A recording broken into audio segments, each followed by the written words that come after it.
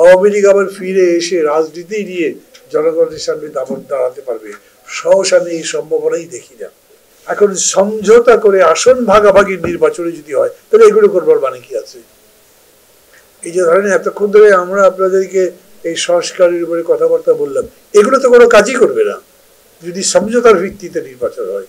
এবং সেই সমঝোতাও কি, মানে যে স্বৈরাচারের বিরুদ্ধে এত বছর ধরে লড়াই করবার পরে আমরা একটা গণতন্ত্রের পথে যাবার চেষ্টা করছি, আমরা খুবই উদ্বিগ্ন।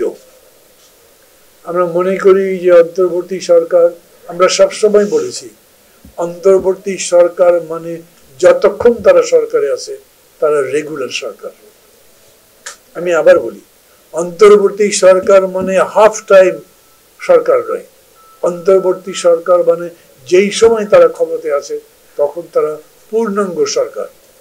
অতএব এই যে একটা পরিস্থিতি তৈরি হলো, এই ব্যাপারে সরকার একেবারে চুপচাপ বসে থাকলে চলবে না। আগেও তারা চুপচাপ বসেছিল অনেক ঘটনায়। এই জন্য এখন পর্যন্ত পুলিশ প্রশাসনের এমন কোনো উন্নতি হয়নি, এই জন্য সিভিল অ্যাডমিনিস্ট্রেশনেরও এমন কোনো উন্নতি হয়নি। এই কারণে আমরা গভীরভাবে উদ্বিগ্ন। এই কথাটা আমি আপনাদের মাধ্যমে দেশবাসীকে এবং বিশেষভাবে সরকারের কাছে জানিয়ে দিতে চাই। আমরা চাই যে এই ব্যাপারটা তাড়াতাড়ি নিষ্পত্তি হোক এবং সরকার একটা সন্তোষজনক সমাধান জবাব আমাদের সামনে হাজির করুক। Thank you.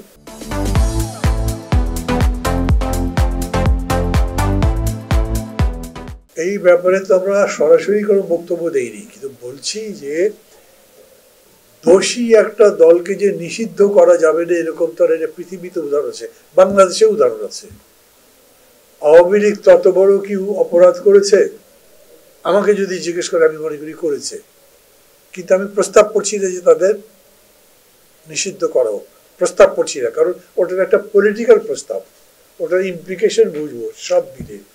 তবে আমি যেটা দেখছি তা হচ্ছে সরকার, বিশেষ করে সরকার প্রধান যেরকম করে বলছেন, তাতে তিনি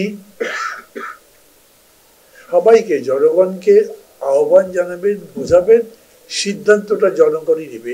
এই পর্যন্ত 7.5 মাসে আওয়ামী লীগ 7.5 সেন্টিমিটার অগ্রগতি করতে পারে নাই, নতুন রাজনীতির বয়ান দিতে পারে নাই, মানুষের কাছে গ্রহণযোগ্য হতে পারে, আবার তাদের প্রতি সিম্প্যাথি হতে পারে এরকম কোনো বক্তব্য দিতে পারেনি।